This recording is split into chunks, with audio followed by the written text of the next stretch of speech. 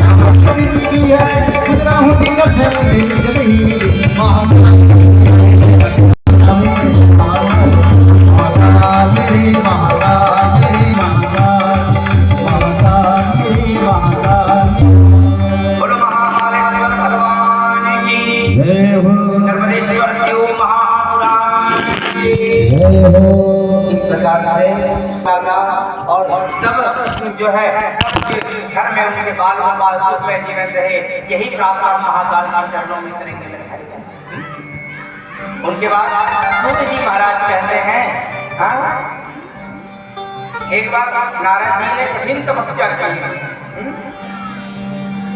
कभी कभी ना भक्ति में भी अभिमान आने लग जाता है। एक बार नारद जी कठोर तपस्या की। अब जब नारद, अभी तो 5 नहीं बजे,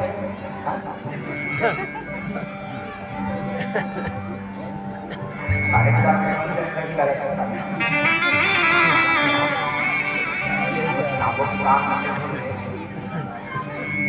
जनता से नहीं लिखने को सुना, थोड़ा देर पहले दरोगा इस तरह की काम रहा।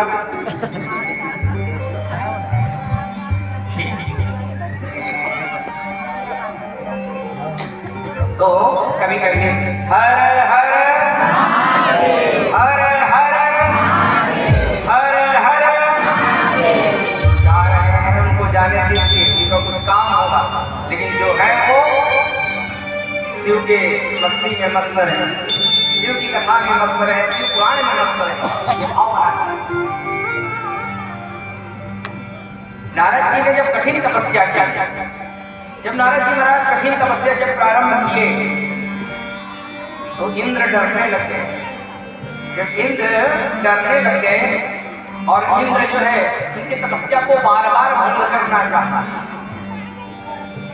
नारद जी की तपस्या को बार बार भंग करना चाहा, लेकिन नारद जी तपस्या को भंग नहीं कर पाए। यहाँ तक काम को भी भेजे हैं नारद के पास।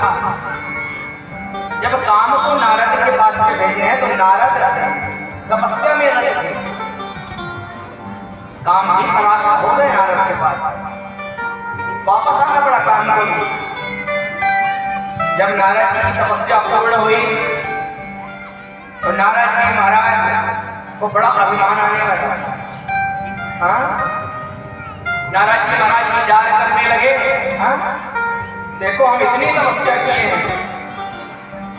कि स्वयं मेरे सामने आज इंद्र हार गए हैं मेरी तपस्या के सामने। आज मैंने कामों को हरा दिया। हाँ? अभिमान आने लगा। कभी कभी हमको भी अभिमान आता है। थोड़ा पूजा कर लेते हैं, 2-4 बेलपत्री चढ़ा लिए भोले बाबा में, 2-4 गंगा जल चढ़ा लिया है, हम तो सबसे बड़े भगत हैं शिव जी के। अभिमान आ जाता है। महाराज हमने इतनी पूजा की है, इतने पशुपति व्रत कर दिए, हमने कितने शिवालय में जल चढ़ाते, रोज 11 लोटा चढ़ाते महाराज, 11 बेलपत्री रोज। सब जो तुम किए और बता दिए किसी को, हमने ये किया जो खत्म। इसलिए कभी भी जितनी भी पूजा करें, जितनी भी बेलपत्री चढ़ाएं, कभी किसी को बताएं ना। हाँ? कभी बताने के लिए करना है, वो आप अपने से करें, उसका फल वो आपको मिलना है। चाहे 5 पशुपति करें, 6 करें, 10 करें, 11 करें, करें। हाँ? कभी छोड़ना भी मत। मनोकामना पूर्ण नहीं हो तो छोड़ दें। नहीं नहीं, मनोकामना पूर्ण होगा। मेरे शिव जी सबकी मनोकामना को पूर्ण कर दें, बस विश्वास बना करके रखें।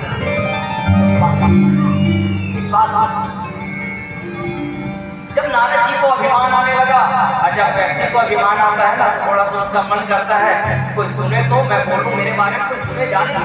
हाँ? तब कहाँ चले गए? सीधा ब्रह्मा जी के पास चले गए। ब्रह्मा जी के पास जाकर के कहने लगे, पिताजी पिताजी।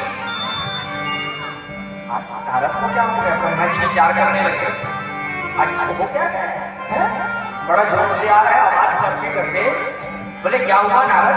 बोले पिताजी आज हमने इतनी तपस्या की है, इतना तपस्या किया, उस तपस्या के बल से मैंने इंद्र को परास्त कर दिया, काम को परास्त कर दिया मैंने। ब्रह्मा जी बोले मैंने? नारद के अंदर ये मैं कब से आने लगा? ब्रह्मा जी बोले हाँ हाँ हाँ हाँ ठीक है नारद, ठीक है बेटा, तुम बहुत अच्छा तपस्या किए। नहीं, मैंने तपस्या किया, मेरे तपस्या के बल से। ब्रह्मा जी बोले नारद तुम तपस्या की? हाँ मैंने इतनी तपस्या किया कि मैंने काम को परास्त कर दिया। शिव जी तो जला दिए थे काम को, मैं जलाया नहीं, मैंने तो परास्त कर दिया, हरा दिया उनको। यानी अपने आप को बड़े बाबा से बड़े बताने लगे नारद। शिव तो काम को जला दिए थे, मैं परास्त कर दिया, हरा दिया। ब्रह्मा जी बोले देख नारद बेटा, ये मेरे पास बोलेगा ठीक है, हाँ भूल करके नारायण के पास मत बोलना ये बात। तुम मेरे पास बोल दिए ठीक है, यही समाप्त हो जाएगा, ठीक है, अच्छा किए तुम, भक्ति किए, तपस्या किए, लेकिन नारायण के पास जाकर मत बोलना है बात। तो नारद जी को लगने लगा मेरे पिताजी मेरे नाम से जल रहे हैं, हाँ मेरे कब से मेरे से जलने लग गए, अभी तो सुनना नहीं चाह रहे हैं। जिसके अंदर अभिमान प्रवेश कर जाता है ना, उसको सही बात भी बताओ ना तो उल्टा ही लगता है। यदि उसके भलाई के लिए रहता है, लेकिन उसको उल्टा लगेगा क्यों? क्योंकि अभिमान आ गया है ना, अभिमान प्रवेश कर गया है उसके अंदर। और जब एक व्यक्ति के अंदर अभिमान प्रवेश कर जाता है ना, तो अच्छा बात भी उसको अच्छा नहीं लगता। ब्रह्मा जी समझाने लगे कहीं जिसके लिए समस्या खड़ा ना हो जाए, मेरा पुत्र है, हाँ? तो पिता होने के नाते ब्रह्मा जी उनको समझा दिया, बेटा मेरे पास बोले तो बोले, नारायण के पास ये बात मत बोलना। तो नारायण जी उल्टा ये सोचने लगे कि मेरे पिताजी मेरे नाम से आकर जलने लग गए, मेरा नाम इतना बढ़ रहा है ना, तो हाँ? सीधा चले गए भोले बाबा के पास। भोले बाबा से जाकर के ध्यान प्रणाम आदि किए, और नारद आओ आओ बैठो। आज बैठने का समय नहीं है महाराज मेरे पास। किससे कह रहे? शिव जी से। बोले आज मेरे पास बैठने का समय नहीं है, मेरे बारे में सुने हैं कि नहीं कुछ आप? भोले बाबा बोले ये नारद जब आते थे, हाँ नारायण नारायण करते आते थे, आपने उसको मुख में नारायण नाम नहीं, आज वो अपने नामों की चर्चा कर रहे हैं। बोले क्या हुआ नारद, ऐसा क्या तुमने किया जो हम नहीं सुन पाए हैं, तुम ही बता दो।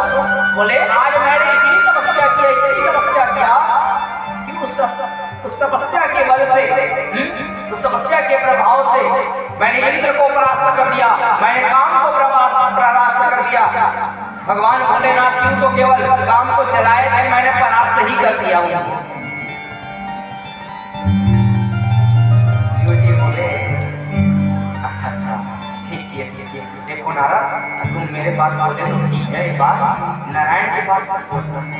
ठीक है तुम मेरे पास बोल दिए, लेकिन नारायण के पास ये बात मत बोलना। तो नारद जी को लगने लगा ये भी अब मेरे से चिढ़ने लगे हैं। शिव जी भी मेरे नाम यश को सहन नहीं कर पा रहे हैं ये सब। बोले बाबा से कहने लगे ठीक है शिव जी। बोले बाबा हम जा रहे हैं। बोले बाबा बोले रुको अपना रुद्राक्ष उनके गले में डाल दिया। नारद के गले में रुद्राक्ष को धारण किए नारद चल पड़े वहां से, और जैसे गए भगवान वैकुंठ में वास करने के जैसे गए भोले बाबा से मिलती है, ब्रह्मा जी से मिलते हैं। अब तो नारायण के पास पहुंच गए नारद। जैसे नारायण के पास पहुंचे नारद कहने लगे प्रभु। बोले हाँ आज का दैनिक भास्कर आपने पढ़ा? बोले नहीं, फ्रंट पृष्ठ पे हमारा नाम है आज। बोले क्या किए हो नारद ऐसा कि फ्रंट में तुम्हारा नाम आ गया? बोले आज हमने इतनी तपस्या की है कि हम तो इंद्र को हरा दिए, काम को हरा दिए हैं। भगवान शंकर तो काम को चलाए थे, हमने तो हरा दिया उनको। कहीं न कहीं अपने आप को शंकर से बड़े बता रहे हैं। नारायण समझ गए तो शिव द्रोही बन रहा है नारद, और शिव द्रोही कभी क्षम्य नहीं होता। मेरे भाई बहन आपसे कोई अपराध हो जाएगा अन्य देवताओं के प्रति तो है भोले बाबा बचाने के लिए, लेकिन भोले बाबा को लेकर के कोई अपराध अगर हो गया हमसे तो तीनों लोग में कोई नहीं है ना रक्षा करने वाला। ये भी सोच मेरे भोले बाबा पहले तो रुष्ट होते नहीं हैं, और एक बार अगर रुष्ट हो गए तो फिर शांत होते नहीं है। कल आप उनकी क्रोध अवतार की कथा श्रवण करेंगे। कल भोले बाबा की क्रोध की कथा श्रवण करेंगे, किस प्रकार का क्रोध है भोले बाबा। नारायण बोले ठीक है नारद, तुमने किया होगा तपस्या? नहीं मैं बहुत तपस्या किया हूं, तब तुम्हें काम को हराया। बोले ठीक है नारद। नारायण कुछ नहीं बोले, शांत रहे। जैसे वहां से नारद जाने लगे तो भगवान नारायण के लक्ष्मी को आदेश दिए, लक्ष्मी कुंवारी गाय का गोबर लाओ और जिस स्थान पर नारायण खड़े हुए उस स्थान को लेपित करो, लिपो उसको शुद्ध करो। कुंवारी गाय का लेपित करवाया गया उस स्थान में। अब नारद गए, भगवान एक माया रची है, भगवान तो माया होती है। तुरंत एक माया रचे, एक राजा के राजकुमारी बना दिए। और जब उस राजकुमारी को देखते हैं नारद, विष्णु मोहिनी को, मोहित हो गए नारद देख करके, क्योंकि अभिमान तो पहले आ जाता था। मेरे भाई बहन कुछ गुरुदेव की कथा में कहा करते हैं, बड़ी सुंदर बात, जीवन में गांठ बांध लो इसको। अपने जीवन में अगर आपके जीवन में अगर एक अवगुण आ गया है, तो धीरे धीरे देखना, धीरे धीरे सभी अवगुण आपके अंदर आना प्रवेश कर जाएगा। अगर आपके अंदर क्रोध आ गया है तो क्रोध का भाई है काम। क्रोध कहता है खाना भाई काम दिया यहाँ बहुत ठंडा है, वो काम को बुला लेता है। अब काम क्रोध दोनों आ गए, तो जब काम आ जाता है तो कहते हैं भाई लोग तू भी आना, यहाँ तो जगह है, तो लोग को भी बुला लेते हैं। काम क्रोध लोग, अब तो थोड़ा मद भी आ जाता है, आना तुम भी बैठ जाओ। काम क्रोध लग तभी आकर के जीवन में याद रखना, अगर आपके जीवन में एक अवगुण है तो अन्य अवगुणों को आने में ज्यादा समय लगने वाला नहीं है, याद रखना। और उसको हटाना है तो बस कुछ नहीं करना है, अपने जीवन से एक अवगुण को हटा दीजिए। कोई भी आपके जीवन में जो 2-4 अवगुण है, इसमें से एक अवगुण को हटा दीजिए। अगर आप एक अवगुण को हटाते हैं तो देखना धीरे धीरे धीरे धीरे आपके जीवन से हर अवगुण हटना प्रारंभ हो जाएगा अपने आप। आपको हटाने की आवश्यकता नहीं, बस क्या करना है, एक अवगुण को हटाना है आपको। अभी आपके ऊपर निर्भर करता है, आप अपने जीवन में गुण को चाहते हो क्या अवगुण को चाहते हो। आप चाहेंगे तभी वो आएगा, ये भी बात है। आपके बिना चाहे वो आने वाला भी नहीं है, चाहे गुण हो या अवगुण हो। आप जिसको बुलाओगे वही आएगा। अगर आप क्रोध को निमंत्रण दोगे तो क्रोध आएगा, काम को निमंत्रण दोगे तो काम आएगा, लोभ को निमंत्रण दोगे तो लोभ आएगा, मद को निमंत्रण दोगे मद आएगा, जिसको बुलाओगे। और नहीं सोच लोगे आज हमने शिव महापुराण की कथा सुन ली है, अब हम अपने जीवन से एक अवगुण को हटा करके रहेंगे। अगर हम मदिरापान करते हैं, आज से हम संकल्प करते हैं मदिरापान करना बंद कर देंगे, देख लेना आने वाले वर्ष के अंदर तक आपके सब अवगुण हट जाएंगे। करना तो एक छोटा सा प्रयास हमको है, जब तक कि हम नहीं चाहेंगे तो कैसे होगा। कोई मांस भक्षण करने वाले हैं, वो अगर विचार बना ले कि आज हम शिव महापुराण की कथा सुन लिए हैं, अब मांस भक्षण नहीं करेंगे, एक अवगुण आप अपने जीवन से हटाइए, देखना धीरे धीरे अवगुण आपके जीवन से हटना प्रारंभ हो जाएगा। लेकिन हम ही नहीं चाहते उनको हटाना, हम ही बैठा के रखना, आप ही बैठ। तो पूज्य गुरुदेव कहा करते हैं अपने जीवन से एक अवगुण अगर आपके जीवन में आया है तो धीरे धीरे देखना पूरे अवगुण आना प्रारंभ हो जाएंगे, आपका जीवन ही अवगुण में हो जाएगा।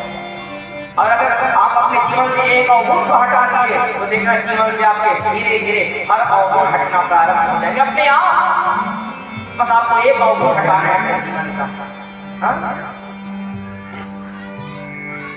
आज जैसे ही नारद जब उस विश्व मोहिनी को देखे हैं, नारद मोहित हो गए और तुरंत भगवान नारायण के पास में आ गए। नारायण के पास में जैसे आए तो देखे क्या, माँ लक्ष्मी जिस स्थान पर नारद खड़े थे उस स्थान को लेपित कर रहे थे। नारद बोले प्रभु ये क्या है? बोले नारद यहाँ पे खड़े हो गए थे ना वही स्थान। बोले प्रभु तो क्या मेरे खड़े हो जाने से ये अपवित्र हो गया ये स्थान? बोले हाँ नारद, जो शिव द्रोही होता है, शिव का विरोधी होता है, जिस स्थान में खड़ा हो जाता है उनके शरीर से वो कीड़े गिरने लग जाते हैं, शिव विरोध कीड़े। और वो तुम्हारे शरीर से गिर करके वो कीड़ा यही पड़ा हुआ था, इसलिए मैं इस स्थान को लेपित करवाया। इससे निवेदन है कभी शिव से विरोध मत करना, सबसे कर लेना, शिव से विरोध मत करना। अगर कोई शिव से विरोध करता है, शिव के विमुख अगर जाता है तो याद रखना तीनों लोक में फिर कोई नहीं है रक्षा करने वाला। और जो शिव को भज दिया, जो शिव को मना दिया तो फिर तीनों लोक में कोई नहीं है जो उसको हरा देते। ये भी याद रखना, शिव के शरण में जाने से बड़े बड़े संकट नष्ट हो जाते हैं। आज जब नारद बोले कैसे आना होगा नारद? बोले बस प्रभु मैं यही चाह रहा था कि आप अपने जैसा एक रूप मुझे प्रदान कर देते। आप अपने जैसा रूप मुझे प्रदान कर देते कुछ समय के लिए जिसमें मेरा हित हो। जैसे ही नारद बोले और भगवान उनको रूप प्रदान कर दिए। अब वहां स्वयंवर लगा हुआ था, नारद भी जाकर के खड़े हो गए। नारद को क्या पता, नारद तो यही पूरे नहीं समझ रहे थे कि मैं नारायण जैसा स्वरूप प्राप्त करके आया हूँ। इसको मोहिनी देखेगी तो करे गले माला डाल देगी, मोहित हो जाएगी मेरे को देख कर। नारद जी जाकर के खड़े हैं, विश्व मोहिनी चक्कर लगा लगा करके आते हैं, नारद के पास आती है, वहां से वापस चले जाती है। नारद तक क्यों नहीं आता? नारद देखो हो सकता है मेरे को देख नहीं पाए, मैं थोड़ा सामने में रहूं, मैं फ्रंट में। नारद जी सामने आ गए, अब सामने जस्ट यहाँ से मुड़ेंगे, मोड़ में खड़ा हूँ, देखेंगे जयमाला डाल देंगे। नारद जी जाकर के सब सामने खड़े हो गए। मोहिनी आई, वहां से घूमी, लेकिन नारद तरफ देखी भी नहीं। नारद जी विचार करने लगे, अरे हम इतने सुंदर हैं, हमारे में गले में क्यों नहीं डाल रही जाकर जयमाला? फिर जब नारद फिर खड़े हुए, नारद विचार करने लगे हो सकता है इनके रिवाज होंगे 3-4 बार परिक्रमा करने का, उसके बाद डालेंगे मेरे में जाकर के। लेकिन फिर भी जब मोहिनी आई और गले में जब जयमाला नहीं डाली, उनके सखी आकर के कहने लगे, जब नारद देखने लगे मोहिनी की ओर, मोहिनी की ओर, उनकी सखी सहेली आकर के कहने लगे अपना मुख तो देख करके आओ, बंदर जैसा और विश्व मोहिनी से विवाह करते हैं, जाओ पहले अपना मुख देख करके आओ।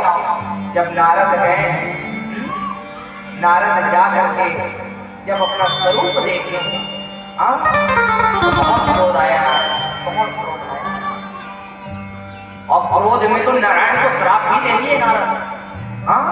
इतना मोहित हो गए थे इस मोहिनी के चक्कर में नारद, नारायण को श्राप दे दिए। आज ये बंदर स्वरूप मेरे को दिए हो ना, एक दिन इसी बंदर जो है, जिस प्रकार से मैं मोहिनी विश्व मोहिनी के प्रेम योग या तड़प रहा हूँ, उसी प्रकार से तुम भी तड़पोगे नारायण। एक दिन श्राप, और जो बंदर जैसा स्वरूप तुम मेरे को दिए हो, एक दिन इसी बंदर का तुम्हें जो है मदद लेना पड़ेगा, वही तुम्हारी सहायता करेगा। श्राप दे दिए नारायण, बोले सिरोधार्य है, स्वीकार कर दिए। आकर के ब्रह्मा जी समझाए, शंकर आकर के समझाए नारद को कि नारद तुम कामुक हो गए हो नारद, तुम्हारे अंदर काम प्रवेश कर चुका है, इसलिए तुम्हें अच्छे खराब की रचना नहीं है, तुम क्या हो नारद। फिर जब सरोवर में स्नान कराया गया नारद को, नारद की जो दिव्य ज्ञान को प्राप्त हुई, विलाप करने लगे कि प्रभु मैंने इतना बड़ा अपराध कर दिया, मैंने आपको श्राप दे दिया, मुझे क्षमा कर दो। प्रभु नारायण कहने लगे, मैं अपने भक्तों के लिए तुम्हारे श्राप को भी स्वीकार कर लेता हूँ नारद।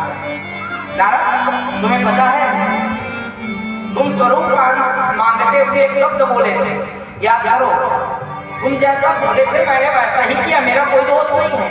तुम बोले थे अपने जैसा एक रूप मुझे प्रदान कर दो जिसमें मेरे भलाई हो, ये सब तुम बोले थे नारद, याद करो। तो तुम्हारा भलाई मेरे जैसे स्वरूप में नहीं था, अगर मेरा जैसा स्वरूप मैं तुमको प्रदान कर देता तो विश्व मोहिनी के साथ तुम्हारा विवाह हो जाता, विवाह हो जाता, तुम उसी में फंस के रह जाते, फिर भक्ति कहाँ से कर पाते,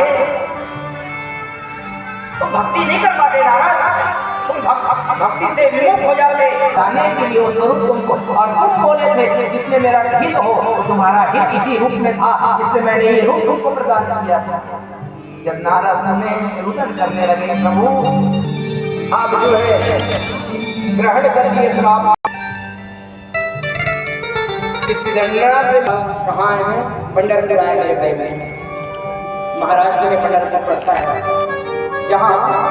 जहाँ पूरे विश्व में एक ही मूर्ति ऐसा है विठलनाथ भगवान का, भगवान शिव को धारण किए अपने शीश पर। कभी जाए तो जरूर विठलनाथ भगवान का दर्शन करें, जो शिव को अपने सिर पर धारण किए हैं, वही नारद आकर के तपस्या की, और नारद आकर के तपस्या किए हैं। उसके बाद जितने भी भक्तों के चरण रज हैं, नारद अपने मस्तक में लगाने हैं, तो आप इस प्रकार से नारद को भी मोह जागृत हो गया था। मेरे भाई बहन हैं, शिव महापुराण में जो है रुद्राक्ष की महिमा कही गई है, रुद्राक्ष के बारे में बताया गया है। देखिए आप सब जानते हैं, आप सबको ज्ञात है कि और शिव महापुराण में भी बात आया है, 1 से लेकर के 14 मुखी तक के रुद्राक्ष होता है। कुछ दिन पहले हमारे एक शिष्य आए थे, और हमको बड़ा दिखाने लगे, गुरुजी, मैंने बोला हाँ बेटा, बोले हमने 17 मुखी का रुद्राक्ष प्राप्त कर लिया। बोला कौन दिए हैं? शिव जी आए थे क्या लेने के लिए, उन्हीं में होगा तो समर्पण? नहीं बोले बोले हम मार्केट से खरीदे हैं। 17 मुखी? बोले हाँ मुझे देखो, मैं देखा 17 मुखी। मैं बोला हो सकता है तुम्हारे लिए कोई अलग से पुराण निर्माण हुआ हो, शिव महापुराण में तो भैया 14 मुखी तक के वर्णन है, 17 मुखी का रुद्राक्ष है। मैं बोला देखिए ध्यान देना, आजकल मार्केट में बहुत नकली रुद्राक्ष आ रहे हैं, बहुत ज्यादा प्लास्टिक को पिघला करके रुद्राक्ष का आकार दिया जाता है और लाइनिंग डाल दिया जाता है, और बस ये मुखी है, 2 मुखी है, 3 मुखी है, 5 मुखी, 17 यहाँ वो तो मेरे शिष्य मेरे को बताया गुरु जी मैं तो 17 मुखी का लिया हूँ, एक तो मेरे को 22 मुखी का भी दिखाया जा रहा है। लो ये भी विडंबना है। अब उस रुद्राक्ष का क्या फायदा है, वो तो है ही नहीं। देखिए रुद्राक्ष पहले ये ध्यान रखें कि आप सबको जिनको भी मिला है रुद्राक्ष, आपको जो प्राप्त हो रहा है वो 5 मुखी रुद्राक्ष आपको प्राप्त होंगे, जिनको भी प्राप्त होंगे। रुद्राक्ष का नियम है, रुद्राक्ष और तुलसी दोनों को जब धारण करें तो दोनों का नियम बताया गया है, दोनों में कठोर नियम है बताए गए, इतना सरल नहीं है। रुद्राणे शिव अक्षणे आंख, शिव की आंख है, नेत्र है। रुद्राक्ष साधारण नहीं है, जिसके गले में रुद्राक्ष है और वो उस नियम का अगर वो पालन करता है उसकी कभी अकाल मृत्यु नहीं हो सकती है। शिव महापुराण की कथा कहते हैं अगर गले में रुद्राक्ष है और उस नियम के साथ धारण किए हुए हैं उसकी कभी अकाल मृत्यु नहीं हो सकती। महादेव की रक्षा करेगा। रुद्राक्ष को धारण करने वाला आदमी कभी निर्धन नहीं हो सकता, ये रुद्राक्ष की प्रभाव है, लेकिन उनके नियम है, नियम में धारण करना है। जो रुद्राक्ष धारण करते हैं वो शिव को अति प्रिय है। मां लक्ष्मी मानो उनके आमने सामने नोट लगाती है वो जो रुद्राक्ष धारण करते हैं, लेकिन नियम के साथ। देखिए हमारे शिष्य हैं, जब वो दीक्षा लेने आए तो हमको कहे गुरु जी हमें आप तुलसी वाली दीक्षा मत दीजिएगा, तो बोले और दूसरा कुछ। मैं बोला बताइए क्या वाला दीक्षा दे, बोले रुद्राक्ष वाला दीक्षा दीजिएगा। हाँ तो भैया तुलसी और रुद्राक्ष, मैंने पूछा कि तुलसी रुद्राक्ष में अंतर, बोले वो आप बताते हैं ना गुरु जी अपनी कथा में कि जो तुलसी कंठ पे धारण करते हैं, हाँ कंठ पे चिपका हुआ रहना चाहिए, हमेशा तुलसी कंठ से लगा हुआ रहना चाहिए।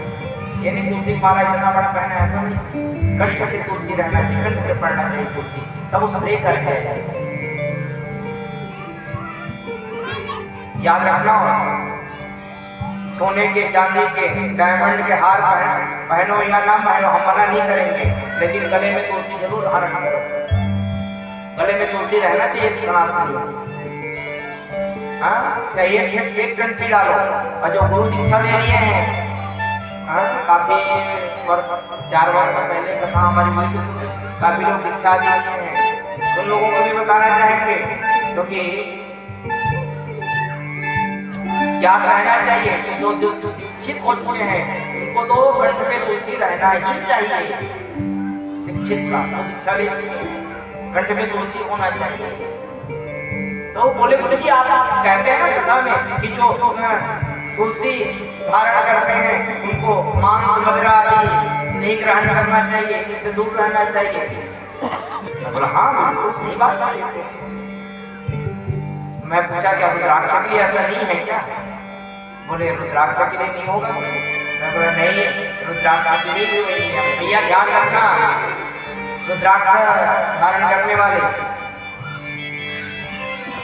रुद्राक्ष धारण करने के पहले विचार कर लेना अच्छे से, तब रुद्राक्ष को जाकर के धारण करना।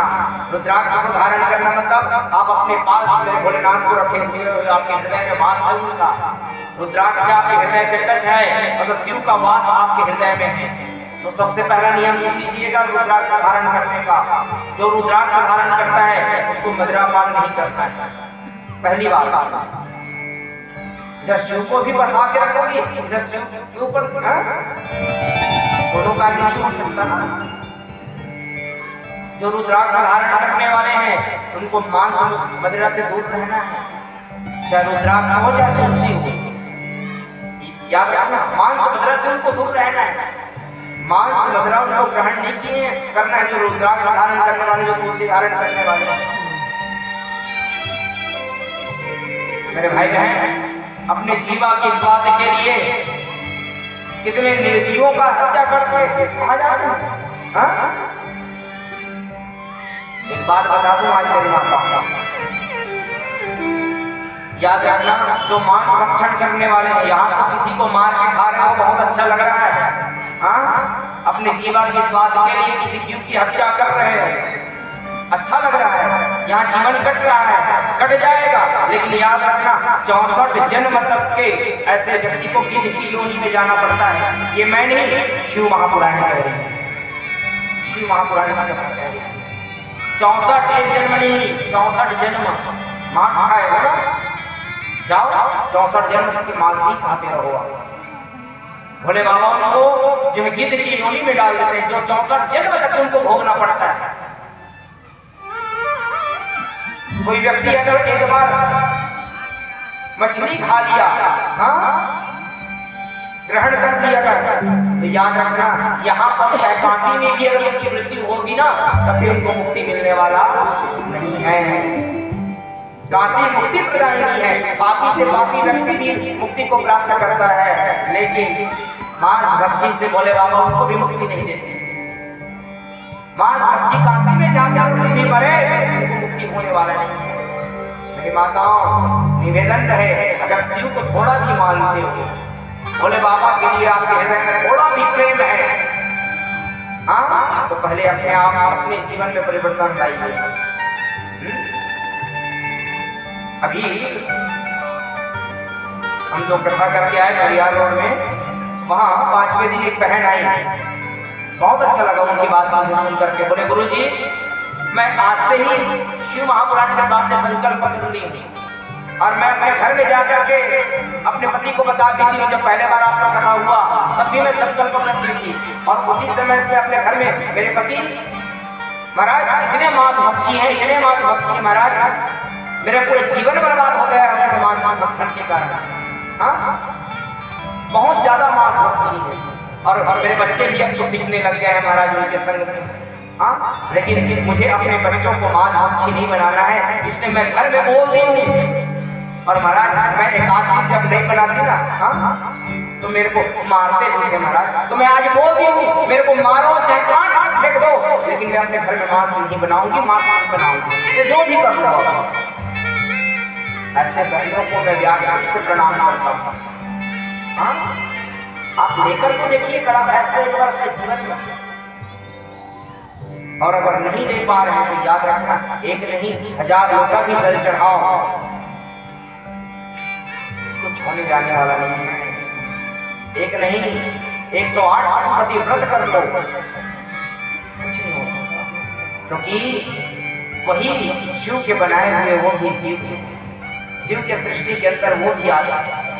हाँ और उसको मार करके खा करके तुम कहो कि हम शिव को मना ले, शिव को रिझा ले, शिव हमारे कार्य को कर दे, नहीं होने वाला ना। मैं अभी से कह रहा था नहीं होने वाला।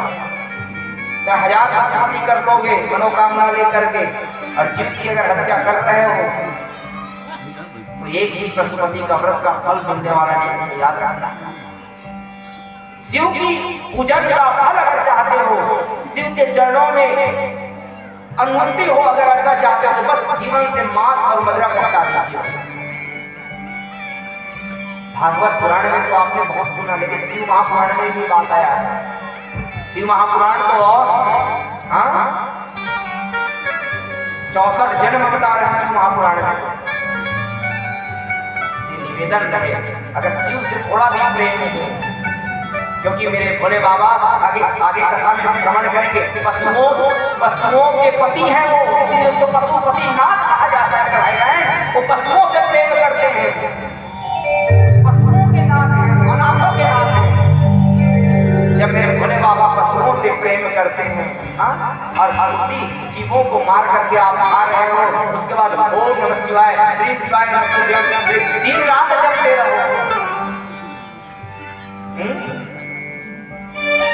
इसलिए अगर चाहते हो कि भोले बाबा हमसे जल्दी दीजिए, भोले बाबा हमारी बात को सुने, भोले बाबा हमारे जो जीवन में संकट आ रहे हैं संकट को दूर करे, हाँ तो जीवन से हटा दो मेरी माताओं।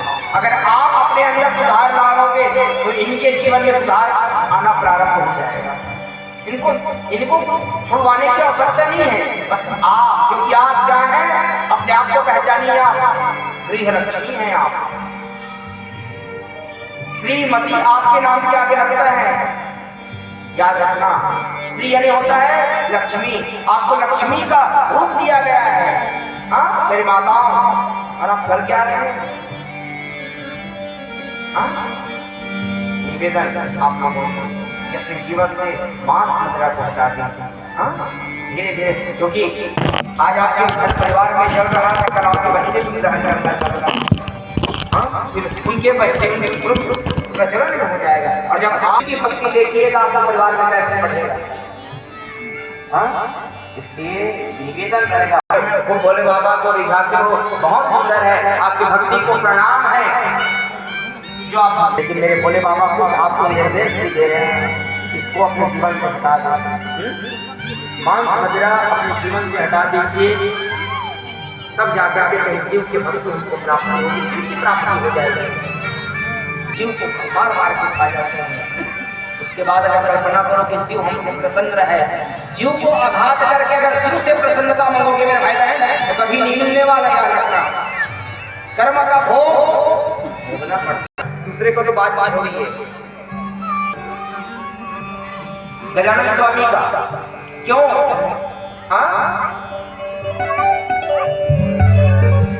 क्योंकि श्राप दिया गया था कि सूर्य को जब त्रिशूल से मार दिया, दो दैत्यों के युद्ध में, दो दैत्य युद्ध कर रहे थे, देवताओं को श्राप बोले बोले बाबा मैं तो आपको श्राप नहीं दे सकता, लेकिन अपने पिता होने का पीड़ा मैं आपको दिखा रहा हूँ। श्राप दिए कि आज जिस प्रकार से आप मेरे पुत्र को आघात किए हैं, एक दिन देखना आपके सामने भी आपका पुत्र का धड़ पड़ा हुआ रहेगा और आप कुछ नहीं कर पाओगे।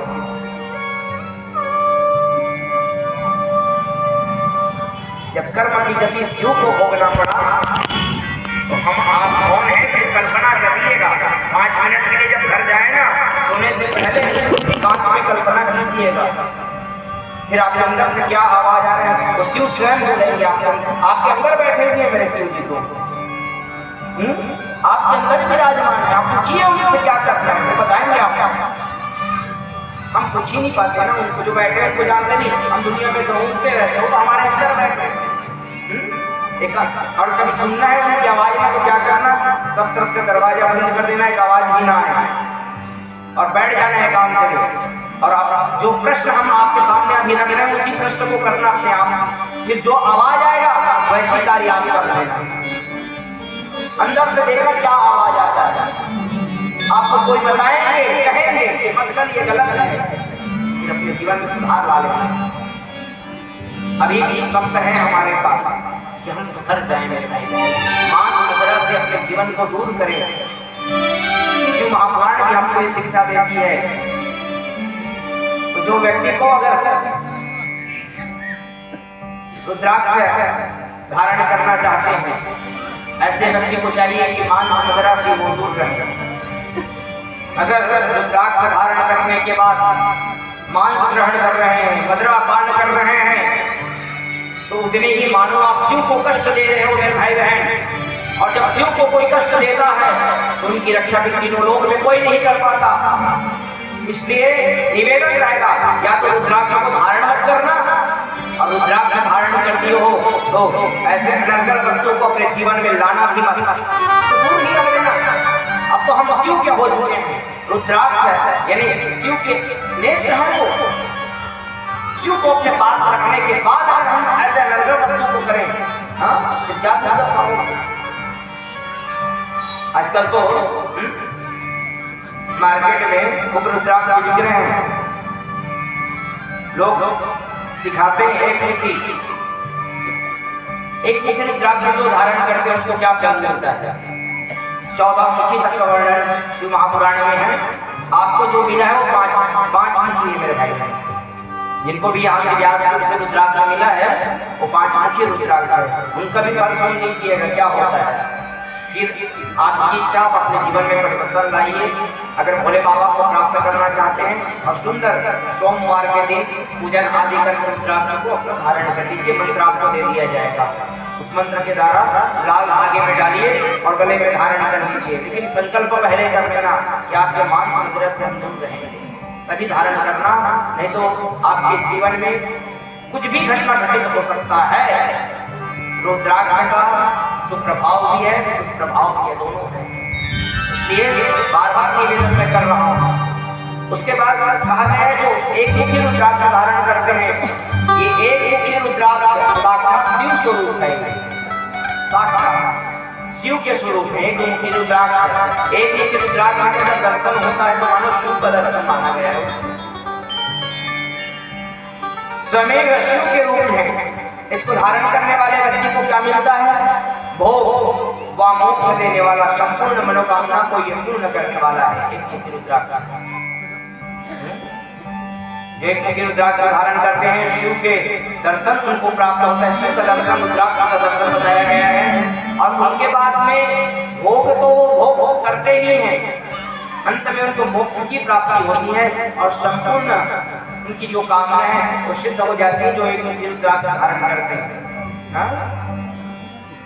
अब आप आएंगे, क्या लगता है महाराज, कल घंटे ही जाएंगे, कोई ज्वेलर्स में 500 में तो आ ही जाएगा एक मुखी रुद्राक्ष, 150-200 ले लेंगे महाराज, धारण कर लेंगे। नहीं है ना, धोखे में मत रहना, बिल्कुल नहीं है। कहाँ मिलेगा एक मुखी रुद्राक्ष? क्या सस्ता है? शिव स्वरूप है। अब आप कल्पना करना, अभी मार्केट जाओगे और किसी को अगर 100 चाहिए रुद्राक्ष एक मुखी तो तुरंत मिल जाएगा, घंटे ही में आप जाकर उसको छोड़िए, आपके घंटे में ही मिल जाएगा, 100 तो एक मुखी मिल जाएगा। क्या इतना ही मुखी रुद्राक्ष है? या एक मुखी रुद्राक्ष कैसे हो गए? एक मुखी रुद्राक्ष आजकल तो काजू के आकार के रुद्राक्ष आ रहे हैं, और बड़े बड़े ऐसे बेट स्वरूप में रुद्राक्ष आ रहे हैं, सब नकली है ना। इसको सांचे में डाला जाता है, काजू आकार के बना कर दिया जाता है। इतना माइंड कटिंग नहीं रहता रुद्राक्ष का। हम अपने आंखों से देखे हैं, दर्शन प्राप्त हुआ है भोले बाबा की कृपा से एक मुखी रुद्राक्ष का। पशुपतिनाथ जब भी 7 दिनों का वहां अनुष्ठान था, महामृत्युंजय का पशुपतिनाथ में रुद्राभिषेक था। उसके बाद वृंदावन हम भागवत सभा में गए थे, उससे पहले तो वहाँ दर्शन लाभ हुआ है कि वहाँ गर्भगृह में एक मुखी रुद्राक्ष विराजमान है शिव जी के पशुपतिनाथ के साथ। 11 एक मुखी रुद्राक्ष वहाँ विराजमान है पशुपतिनाथ के आसपास, जिनका नित्य शिवा स्वरूप पूजा किया जाता है विधिवत। तो रुद्राभिषेक के समय हमें भी वो दर्शन प्राप्त हुआ, तो हमने देखा अद्भुत है। एक मुखी रुद्राक्ष होते कैसे पाए जाते हैं एक मुखी रुद्राक्ष?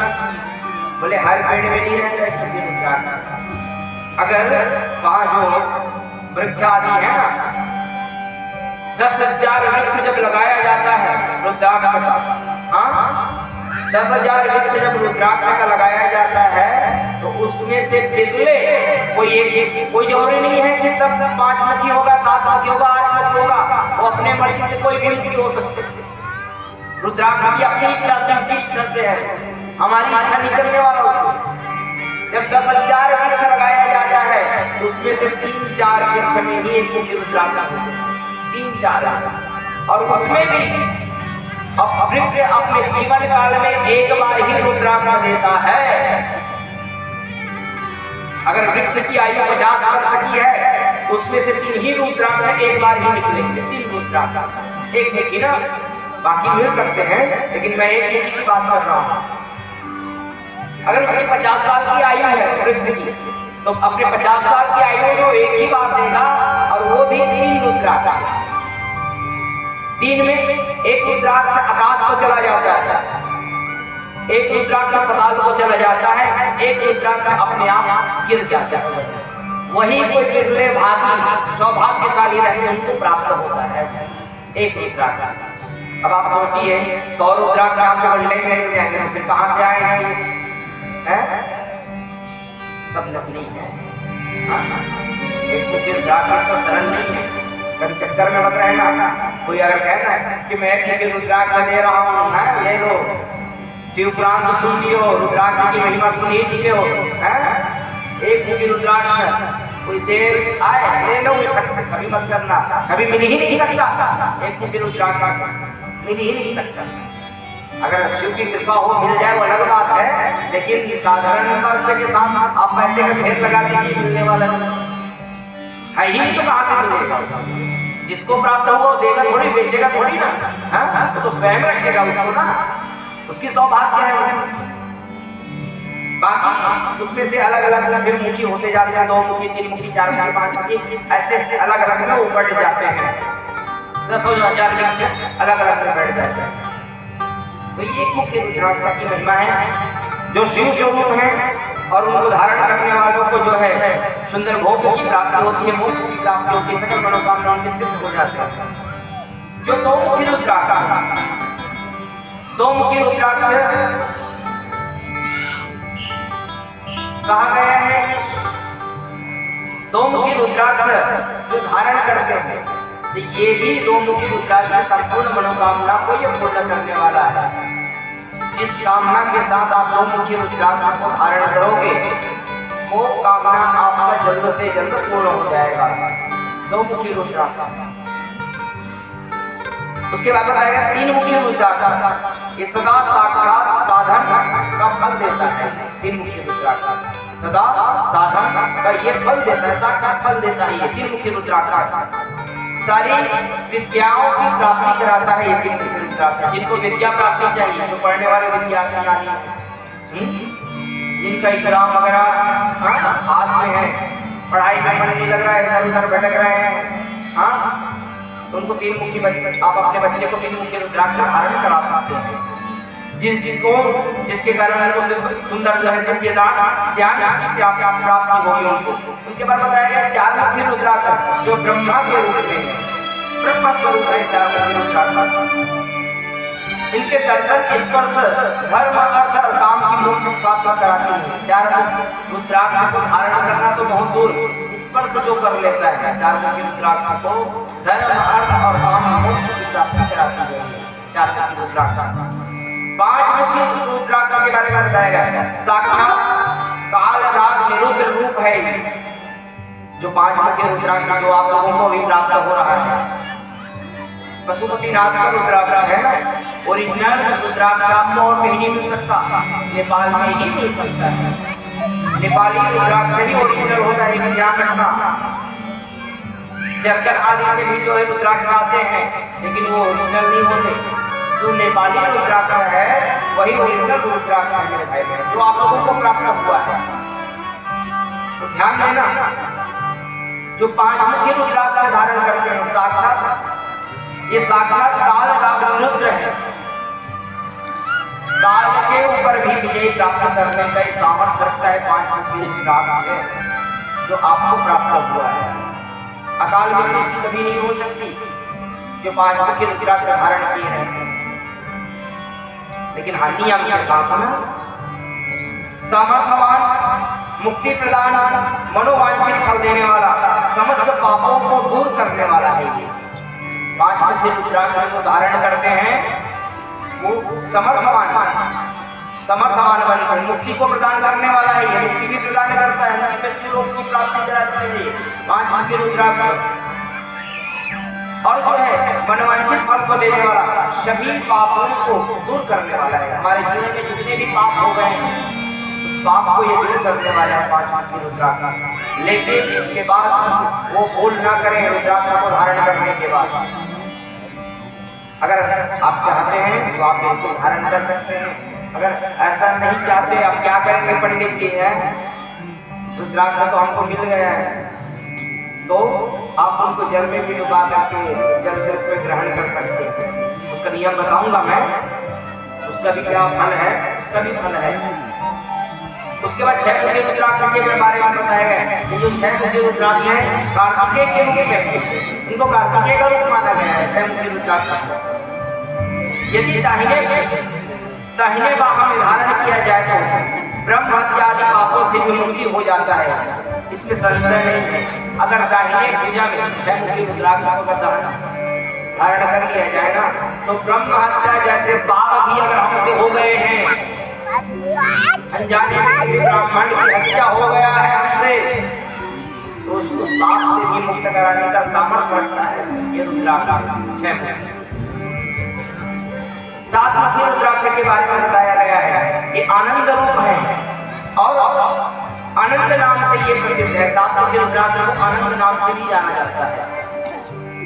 धारण करने वाला व्यक्ति दरिद्रता से दूर ऐश्वर्यशाली हो जाता है। जो सातों की रुद्राक्ष को धारण करते हैं ना, उसके जीवन से दरिद्रता दूर हो जाती है और ऐश्वर्यशाली व्यक्ति हो जाता है। शिव की कृपा उनके ऊपर हो जाती है जो सातों की रुद्राक्ष धारण करते हैं। उसके बाद बताया गया है 8 मुखी रुद्राक्ष, जो अष्टमुखी रुद्राक्ष है, भैरव के रूप में बताया गया है। भैरव के रूप में अष्टमुखी रुद्राक्ष जो पूर्ण आयु प्राप्त कराता है, मृत्यु के पश्चात शूलधारी शंकर को हो जाता है। वो व्यक्ति जो 8 मुखी रुद्राक्ष धारण करते हैं पूर्ण आयु को प्राप्त करता है। इसलिए पूर्ण आयु प्राप्त करके अंतिम में वो जो है शूलधारी शिव के शरण को प्राप्त करता है। 9 मुखी रुद्राक्ष धारण करते हैं तो भैरव व कपिल मुनि का ये प्रतीक है। 9 मुखी रुद्राक्ष भैरव की भी और कपिल के भी, दोनों के एवं 9 रूप से धारण करते हैं हमारी 9 दुर्गा की अधिष्ठात्री देवी। ये तो 9 मुखी रुद्राक्ष है ना, इनके अधिष्ठात्री देवी 9 दुर्गा हैं। मां जगदम्बा की इसमें कृपा होती है 9 मुखी रुद्राक्ष। जो 9 मुखी रुद्राक्ष धारण करते हैं, प्रणय कर वो हाथ में रुद्राक्ष को धारण करता है, वो शिव के समान हो जाता है।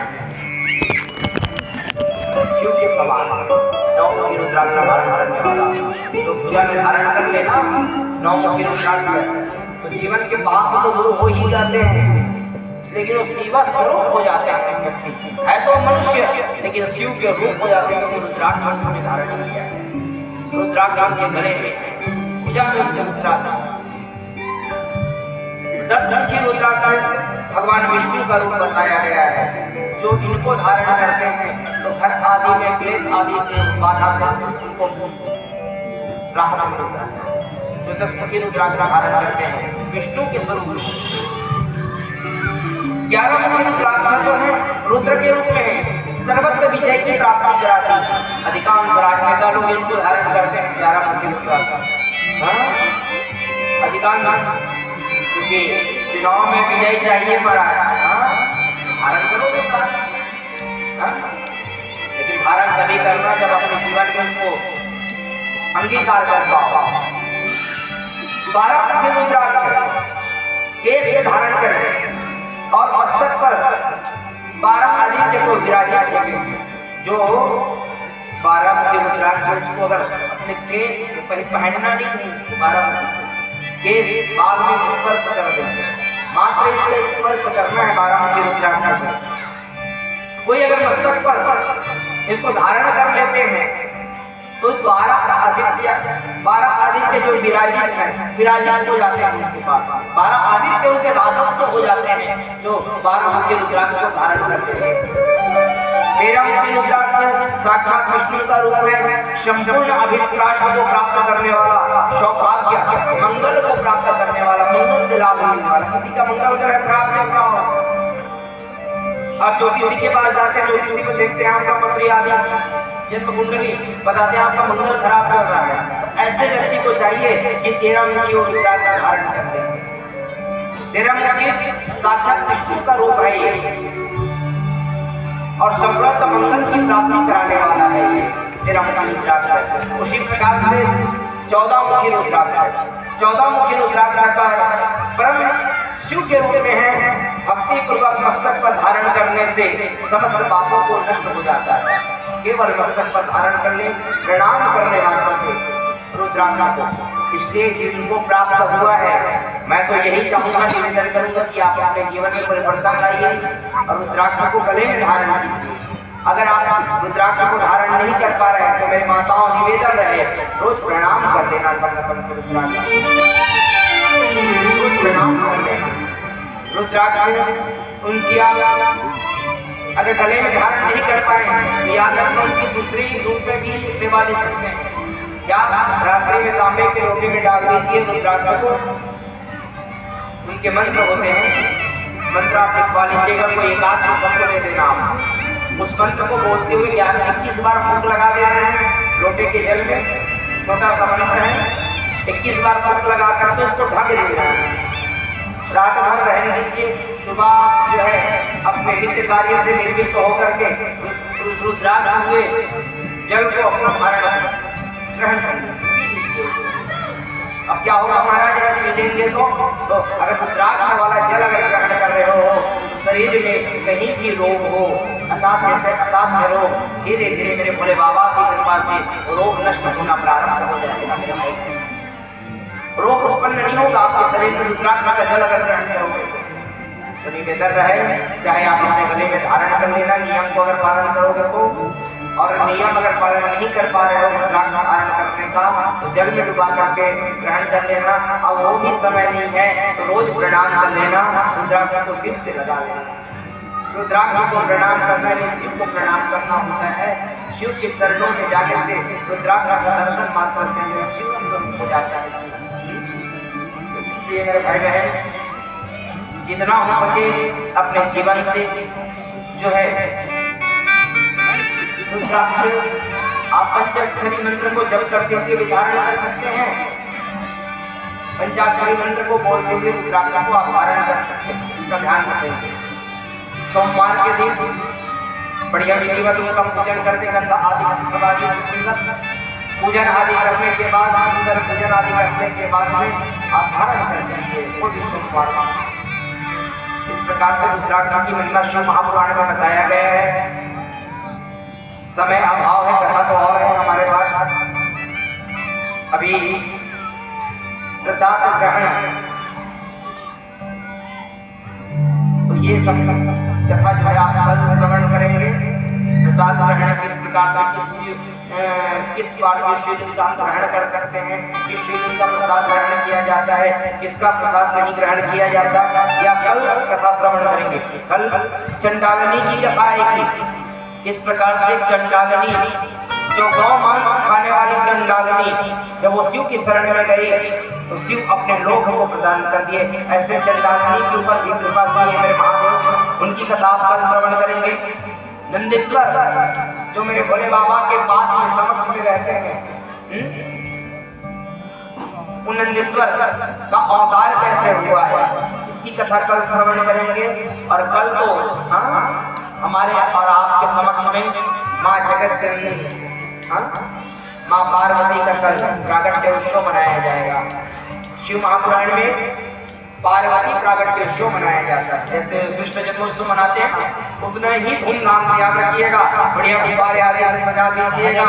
और कल मेरी माता आप सबसे निवेदन है, आप लोग सब लाल साड़ी पहन के आइएगा, लाल वस्त्र धारण करके आइएगा कल, क्योंकि हमारे समक्ष माँ जगत जननी आने वाली है, माँ भगवती आने वाली है कल। तो कल आप सभी प्रसंग श्रवण करेंगे, किस प्रकार से हमारे जीवन में थोड़ा दुख आता है, हम कितना भयभीत हो जाते हैं। मेरे शंकर के जीवन में कितना दुख आया, 87,000 वर्ष तक के सती के वियोग में किस प्रकार से शिव ने रहा, ये आप कल कथा को श्रवण करेंगे। 87,000 वर्ष तक के शिव जी समाधिस्थ हो गए थे, और शिव जी का जो 87,000 वर्ष का समय है वो दुखमय व्यतीत हुआ है, सती के वियोग में व्यतीत हुआ है। तो कल सभी प्रसंग भी आप श्रवण करेंगे। माँ पार्वती का प्रागट्य उत्सव भी कल मनाया जाएगा। तो कल सुंदर माँ दुर्गा की झांकी और माँ पार्वती छोटे बालक स्वरूप में आप दर्शन करेंगे। किस प्रकार से क्यों हिमाचल के यहाँ माँ पार्वती का जन्म हुआ, इसकी कथा आप श्रवण करेंगे। तो कल इस प्रकार से कथा लेकर आप लोग आइएगा, और सुंदर कल की कथा आप लोग आइए और सुंदर अपने इष्ट मित्रों को लेकर के आइए। और कल 4:30 बजे से उठने मत कर जाना, कल थोड़ा विलम्ब होगा।